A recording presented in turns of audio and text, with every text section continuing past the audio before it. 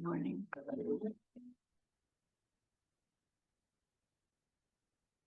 Happy Mother's Day.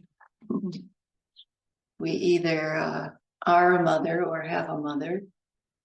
So it's the all-inclusive holiday.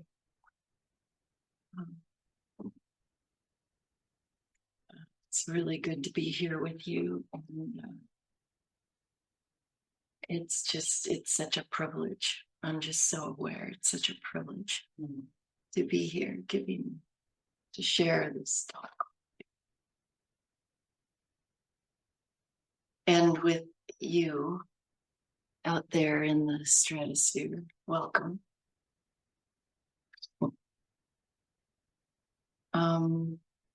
So I was going to talk about something else today. Until a few weeks ago, when Helen Vendler, the great giant of poetry criticism, died. And most of what I know and love about poetry, I learned from her books. I didn't know her personally, unfortunately, but I've studied and relied on her books on poetry criticism, especially her commentaries on Emily Dickinson. She grew up in a literary family, and by the time she was 15, she had all 154 Shakespearean sonnets memorized. She died at age 90 on April 23rd, which was Shakespeare's birthday, and also the day of his death. She was a science major in college, chemistry, physics, and she was on a boat headed to a conference, I think in mathematics, somewhere in Europe, when she realized that literature was her true love. And she turned around and earned a PhD in literature at Harvard and taught there for decades, really not that long before her death. And in her teaching and in her poetry criticism, her aim was to illuminate great poems for readers. She was uncompromising in her standards. It's been said that when Helen Vendler sits down to look at a poem, it turns white on the page.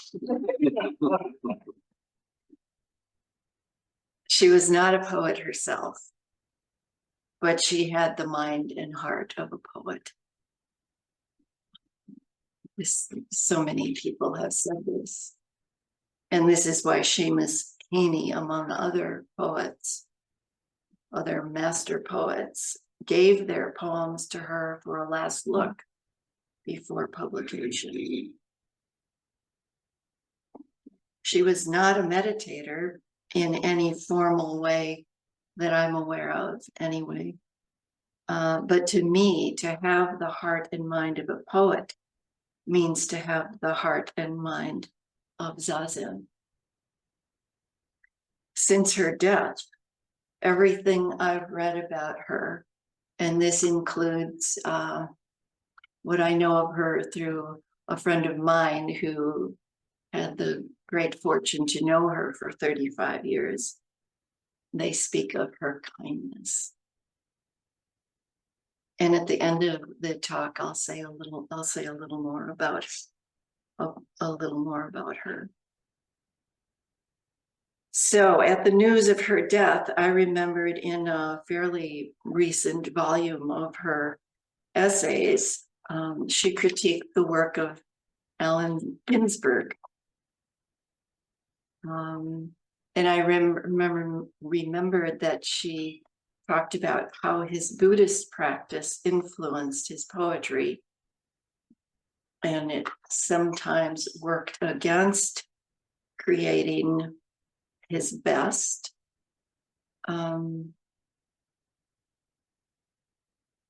But also it's just so clear how it,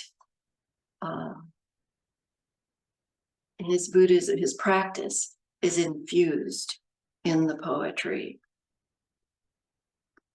So I went back to take another look at that essay. And in my talk today, titled Helen Vendler, for those of you who don't have a program, Helen Vendler and the Poetry of Consciousness. You know, that sounds highfalutin, and it's just really not. We are essentially looking at Helen Vendler, looking at Ginsberg, looking at American life in the 1950s. And because it's Ginsberg, we are also looking at the effects of practice. So Allen Ginsberg was born in 1926, and his published poetry spanned from 1947 to 1995, and it won many, many awards. As one of the Beat poets, he was committed to social and erotic reform. He studied Buddhism extensively, but his practice was Tibetan and not Zazen that I'm aware of. He was persistent, Vendler says, in his opposition to imperial politics and the persecution of the powerless. He came to fame and notoriety with the publication of Howl in 1956, when he was 30 years old. And in this very long poem, he cried out, Vendler says, against an America that devoured its young. So to me, Howl is an act of love. At the time, Howl was condemned for its obscenities, you may be aware of. There were arrests. The owner of the bookstore that sold it arrested the publisher. They at least attempted to arrest him. And the boat that was in port carrying his books was stopped.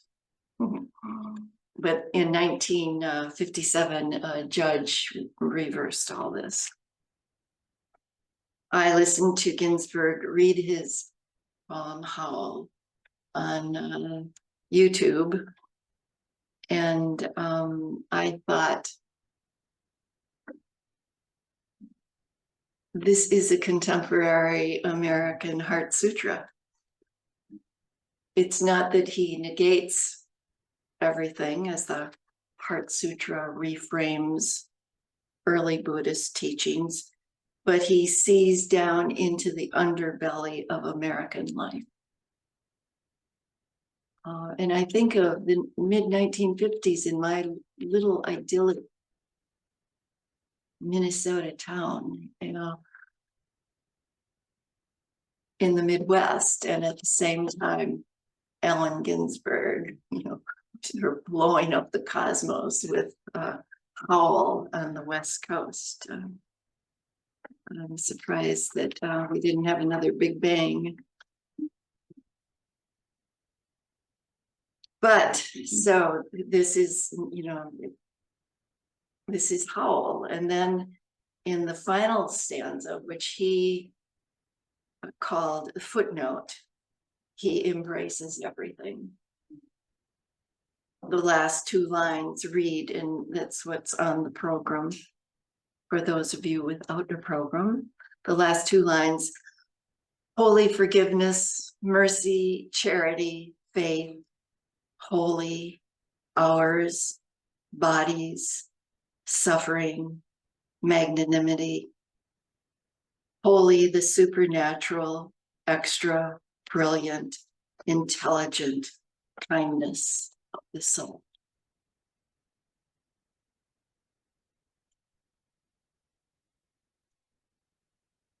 The poet William Carlos Williams is famous for saying, it's difficult to get the news from poems.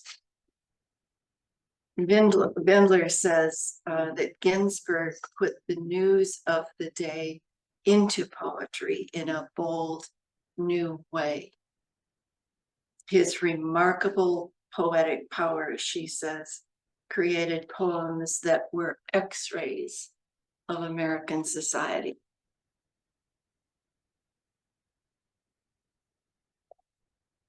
And his own mental and emotional suffering and the suffering of his paranoid schizophrenic mother, who was institutionalized for much of his childhood, gave him a prescient sensitivity to the social ills in America.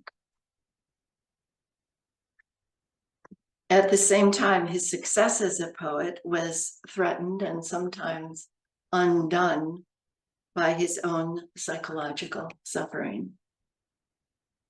But, she says, in his best poems, the ever-flickering paranoia is tempered by self-irony, humor, wisdom, or the sheer curiosity about being. So to me, these manifestations of detachment are a fruit of meditation practice. And this is not to suggest that practice is therapy as such, though we do refer to it as medicine. Like his mother, Ginsberg was hospitalized for mental illness at one point, but tempered by self-irony, humor, wisdom, or the sheer curiosity of being, sounds to me like the very slow, moment-to-moment, impermanent experience of our practice on the capacity we develop to study the self, to forget the self in the oneness with all beings.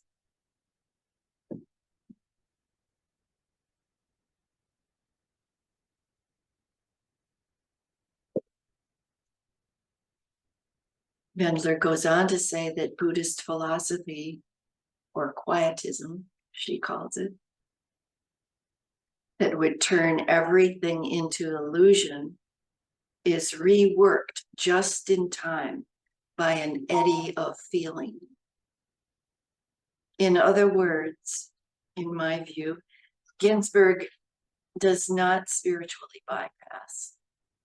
He goes toward the suffering.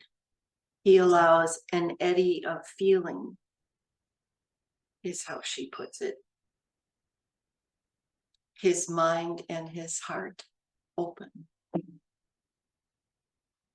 She says, Ginsberg was aware, as most reformers are not, that the underlying cause of his zeal was aggression within himself, which was projected outward as suspected aggression in others.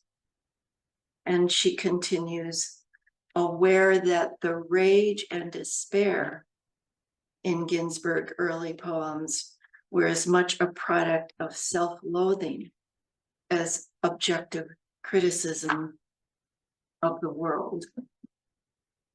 Yet his own crisis of feeling enabled his violent insights into the suffering inflicted by a repressive society on its young.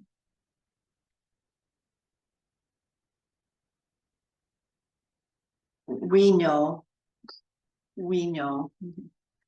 that it's not a crisis of feeling or suffering in and of itself that accomplishes insight.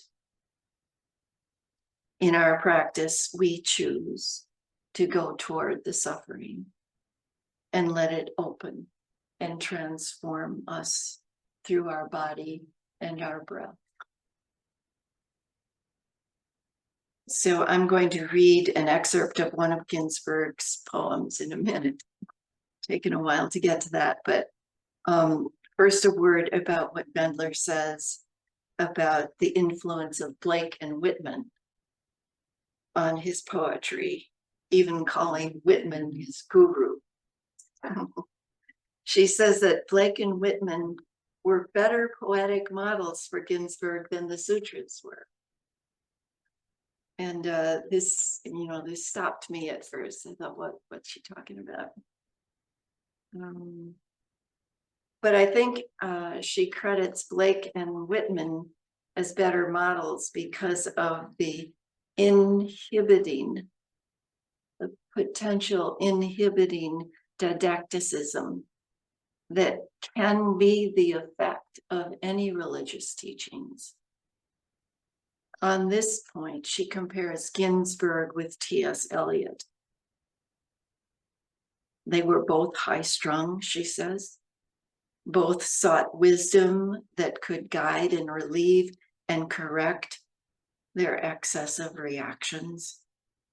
Eliot found healing in the sanatorium, and Ginsberg found it in Buddhist mantras and meditative practices we know affect opening.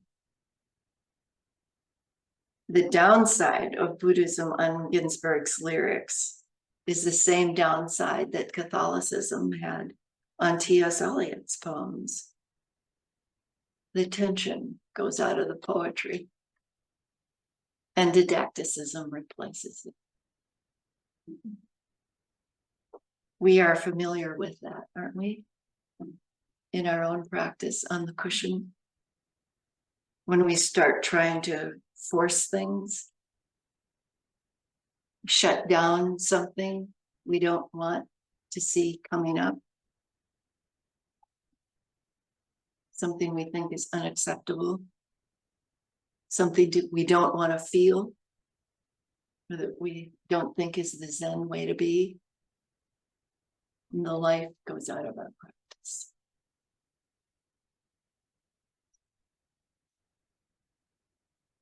Suffering is a deep source of powerful lyric expression, she says. And in our practice, it's the source of awakening, the lotus blooming out of the mud. Ginsberg, Vendler says, found consolation in emptiness. Not emptiness as nothingness, but emptiness as the existence of one thing, depending on the existence of everything else. Without everything, nothing can exist. In Howl, there's the taking apart of everything in the first 90% of the 26-minute poem. And then the gate, where everything is holy. A whole list of holies, ending holy, the supernatural, extra, brilliant, intelligent kindness of the soul.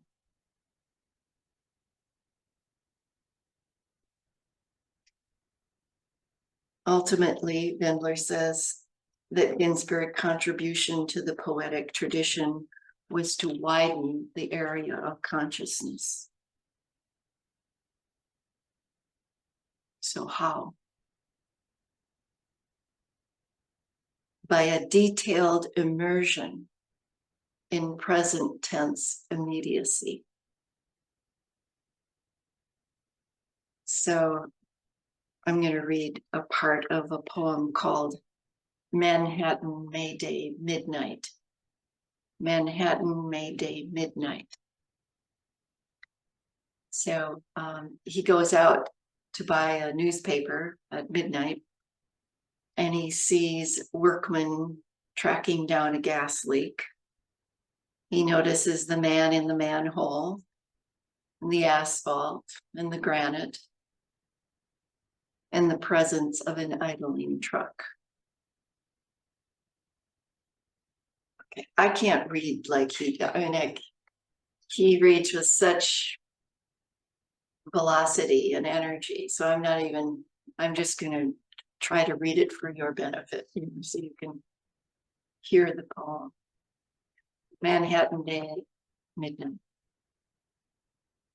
At the corner of 11th, under dim streetlight in a hole in the ground, a man wrapped in work cloth and wool cap pulled down his bullet skull stood and bent with rod and flashlight turning round in his pit, halfway sunk in earth, peering down at his feet, up to his chest in the asphalt by a granite curb. Yes, the bodies stink of city bowels. Rotting tubes 6 feet under could explode any minute, sparked by Con Ed's breathing, puttering truck I noticed parked.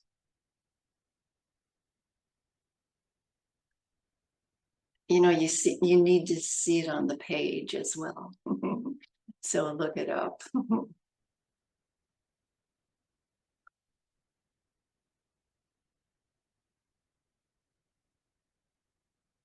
But I think I think you could hear the physicality and the sheer sound of his being with what is. There's no agenda, Vendler points out. There's an invincible interest in the real. It liberates us into a participatory disinterestedness. His mind roams widely in unpredictable ways. And this, of course, reminded me of Suzuki. Wild horses need big pastures. And this is our practice. On the cushion, we have no agenda. And an interest in the real liberates us into a participatory disinterestedness. To study the self is to forget the self.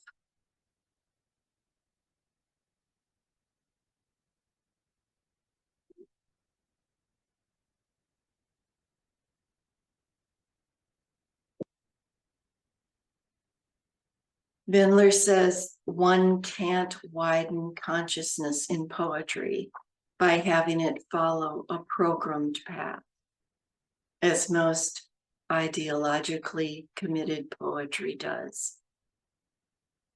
However noble its intentions, a programmed path narrows consciousness.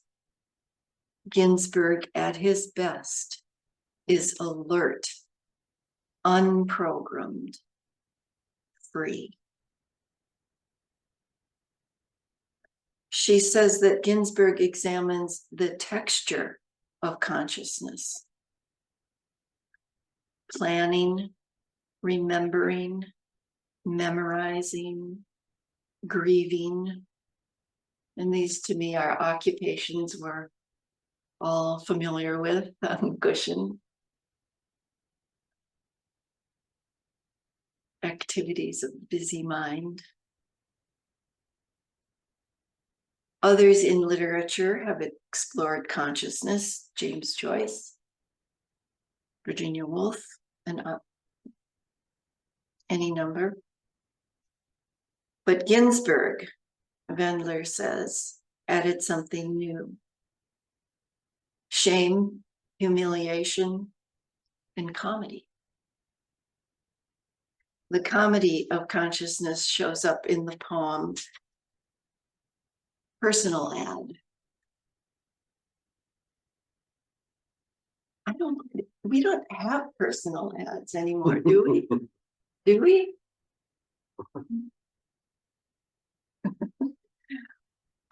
They used to be the best part of the weekly newspapers. But in this poem, he seems to imply, who of us hasn't written a personal ad or thought about writing one? And Vendler says that Ginsberg, in a sense, is mocking all the levels of consciousness that show up in this poem and pointing out the absurdity of any of us trying to describe ourselves. And actually, I thought this personal ad could have come from any of us here at the Zen Center. Could have come straight out of the Zen Center. Okay, here we go. I think it's an excerpt. Personal ad. Poet, professor in autumn years, seeks helpmate, companion, protector, friend, to share bed, meditation, apartment, Lower East Side.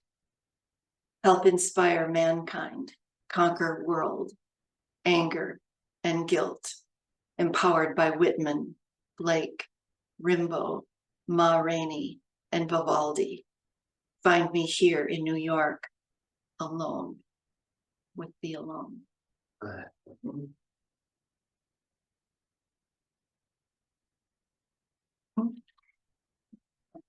We could do a whole class on writing personal ads in the Zen.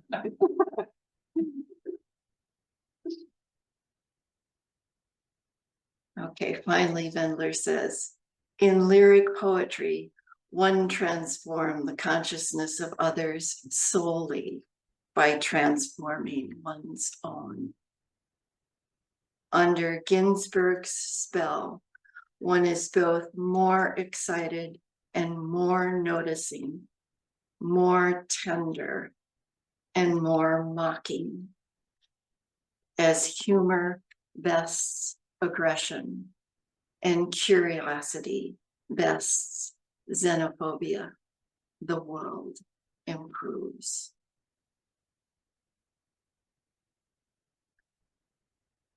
So I have a footnote now on Helen Vendler and her.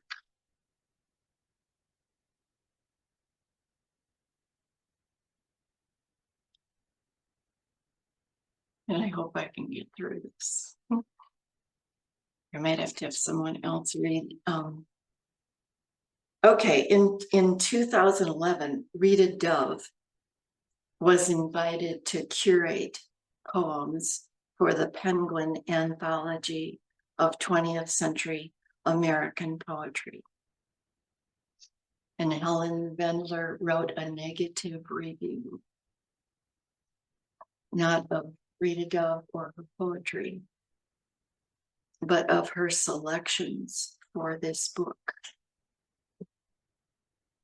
And Dove wrote a rebuttal in the New York Review of Books. And Helen Vendler responded, I stand by my review. So just after Vendler's death, Rita Dove posted this on Facebook.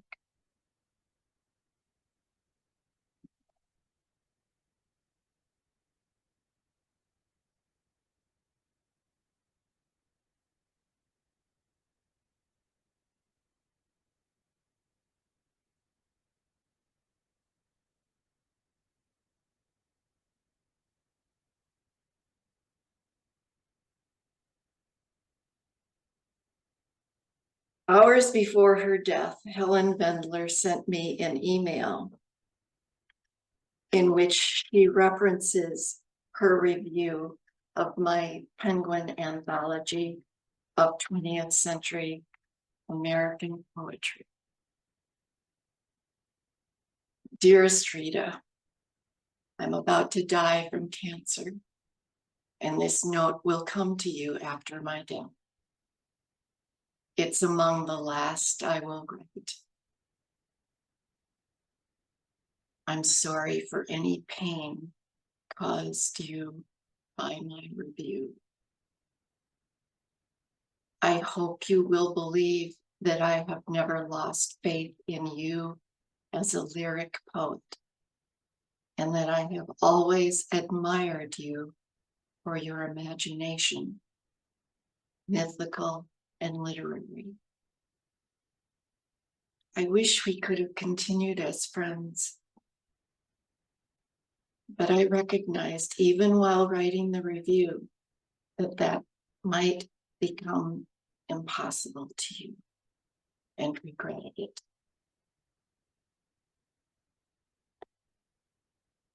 Now that I am on my deathbed, I wanted to send you a salute for the unforgettable poems you have given to the world, and to wish you the very best prospects for your continuing health and writing. Yours, Helen. And Dove says, despite her writing that this note will come to you after my death, I responded. Thank goodness for email, huh? Dear Helen, your note filled me with profound sorrow. If this note reaches you, please know that I have always mourned the loss of our friendship, and am saddened to hear that you are leaving all of us now. I hope this next stage is pain-free and peaceful. Fare thee well, old friend. Yours, Rita. And at 7:30 p.m., Vendler's son David responded on Helen's death. I read your response to her, and she was glad for it. Within the hour, she died in her retirement home in California.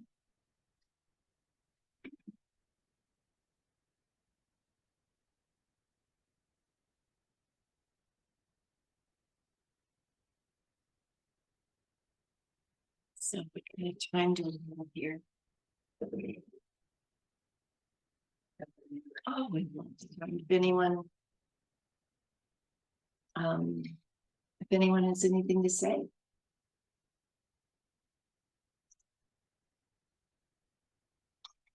Steve. Well, did you study at all Chagyam and Helen Ginsberg? Yeah, thought on that. On what? Chagyam. Helen Ginsberg. His teacher, the teacher or the? Yeah. No.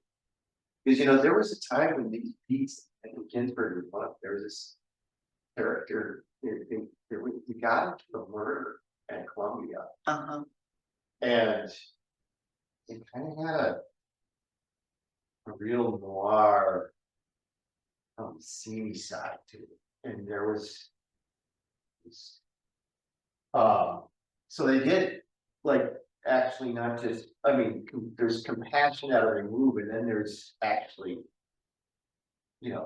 and Chagyam was part of this. Chagyam would actually get into this seamy side and actually delve into it and actually perpetrate a bit of it. And so the beats, it seems to me, had this ambivalent relationship. And it's part of the time, you're kind of desiderating a little repression, because all this exuberant casting off of the trammels, it seems they're missing something. What was that? What did you say? Desiderating. Desiderating. Yeah, like as in desire. You're like, okay, let's have a little repression now. I'm sorry, I'm not following you. What are you telling me? Well, in this exuberant casting off of the trammels of puritanical, hypocritical America. There seems to be this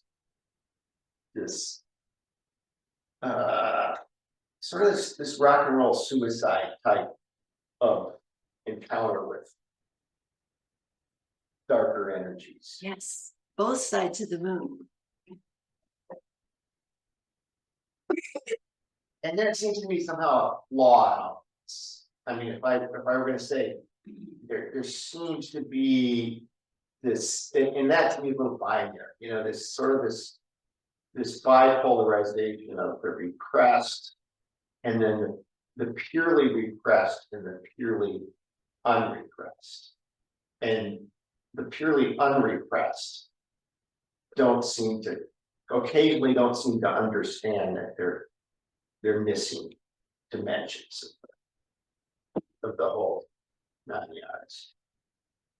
Yes, yes, and I missed, I'm sure, many dimensions. I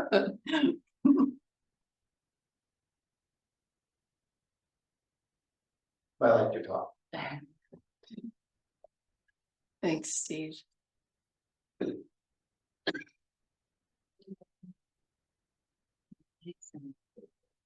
I hadn't checked email for a couple of days. With the news on that really big today. I have also forgotten others. And I've seen them.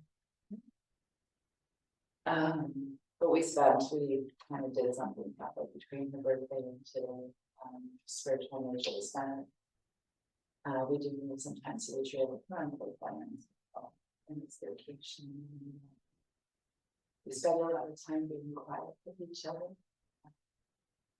Quietly appreciative. Yeah. And people bringing their personal side. I feel very personal that we talked about. The culture, the family culture that I was raised in, a lot to do. Big and duality.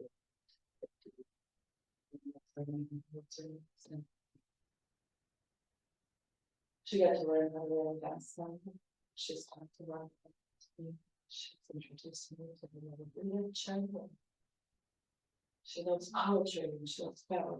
And she's an unrealized woman.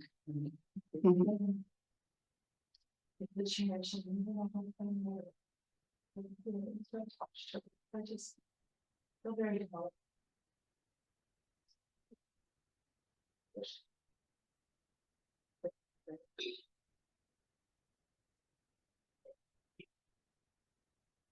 I don't know if online you could hear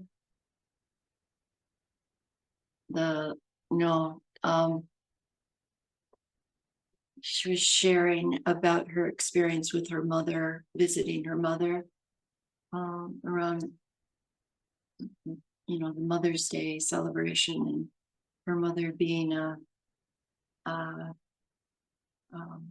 fan, to say the least, of beat poetry and their appreciation together of both sides of that experience. The commemoration of Mother's Day. Yeah. Thank you for that last story in particular. I think it's really hard when you know what I got about this thing. I gotta tell this person how I'm feeling about the interaction. It's hard to do. And when I know, I'm sorry. So I'm anticipating sometime in the next 10 or 15 years I'm gonna learn that. But I think I want to bring out that exchange. And I put it in my bag. The next time, it's like Eleanor Roosevelt saying, you must do the thing you cannot do. But I appreciate that. You gotta do this, and then to write back. It's appreciate really at the end of life. I mean, that's a whole routine.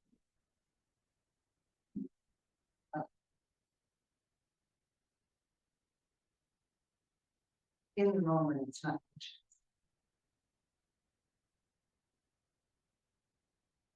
Rosemary was commenting on her resonating with the letter exchange, the email exchange, and how important consideration of that kind of end of life expression seems to be.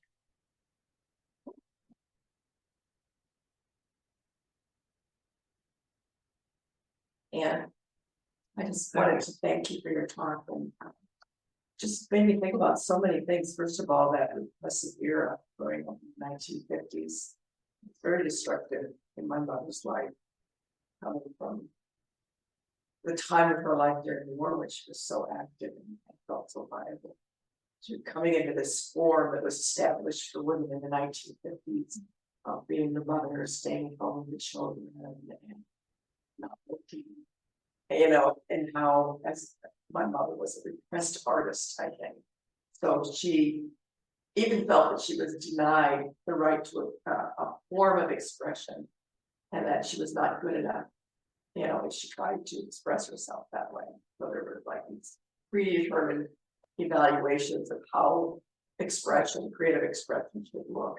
And then, you know, these big poets came along and they breaking all those rules. So, which was wonderful. So this whole time I'm thinking about this whole going back and forth of form and emptiness, and how important to have, you know, a place, a form like poetry, zazen, where we can sit and continue to have the conversations, continue to have the interactions that in a greater society are often denied. And that, you know, we can still continue to express ourselves.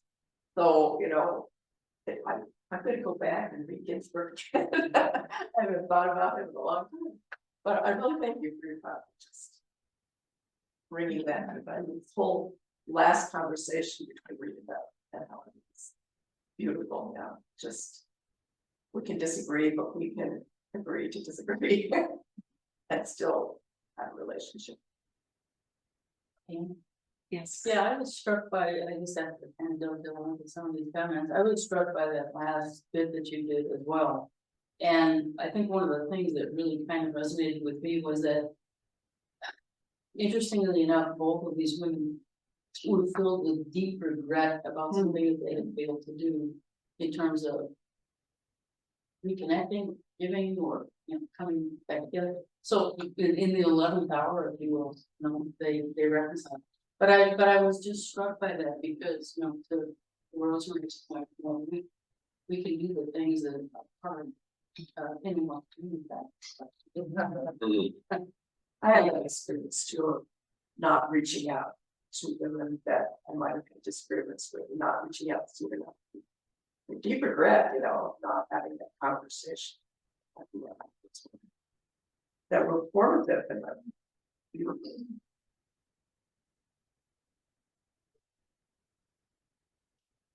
We have to not be afraid to take those steps.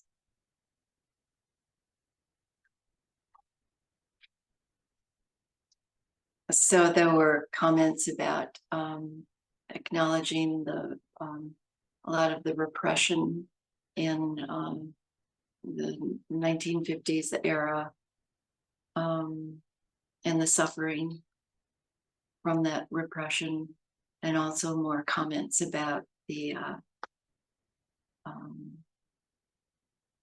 importance of consideration to those reconciliations that we may want to deal with sooner or later. Is there anyone online? Oh, Tim, Yeah, hi, Ann, can you hear me? Can you hear me okay?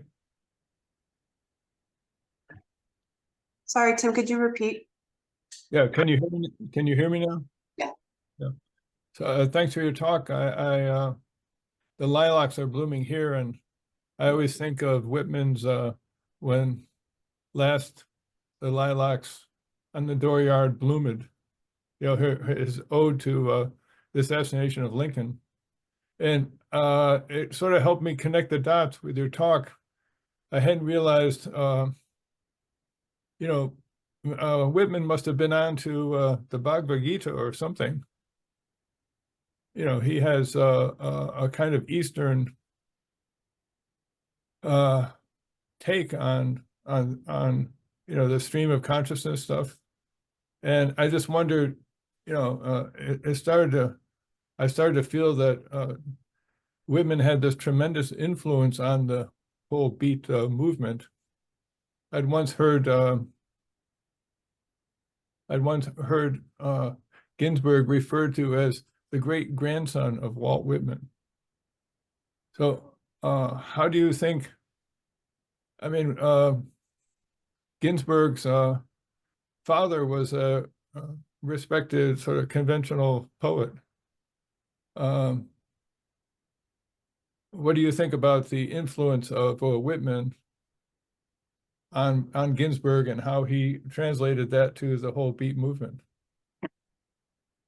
well, that's a talk. Whitman was influenced, I think, was it Vedic?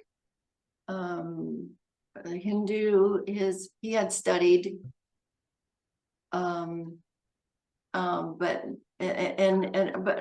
primarily Whitman's voice, you know, that even when you see their poetry on the page, it's similar in appearance on the page, that just, you know, bursting forth of language. So yeah, it's just really, Whitman is really resonant in Ginsberg, yeah, in sheer poetic elements. Yeah, the voice. Yeah, thanks. Yeah, thanks, Tim.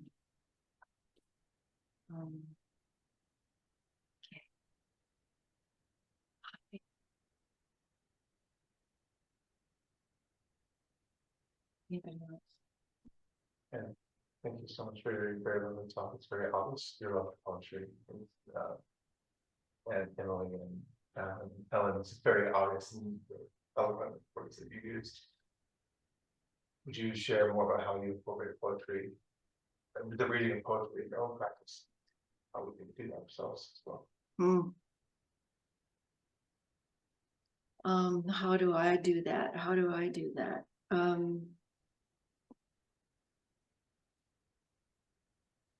Not how do I do it, but what it is. I can tell you what it is for me. I don't know how I do it. Yeah. I don't, it's not like I have a how. What I love in the poets that I love is I just believe that it's all, you know, what we're doing on it's all from the same source. It's not like we have a corner on the world of consciousness and beyond Buddha. No. That the good, the great poets live there. They have access to that. But how, I don't know.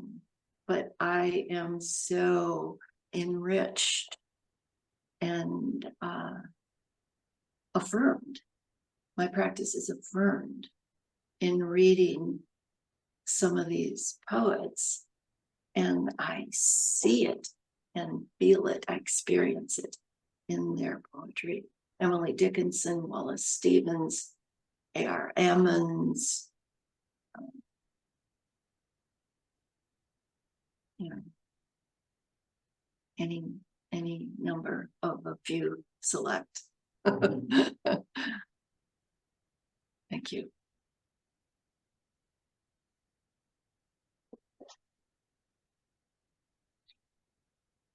I think we've done that.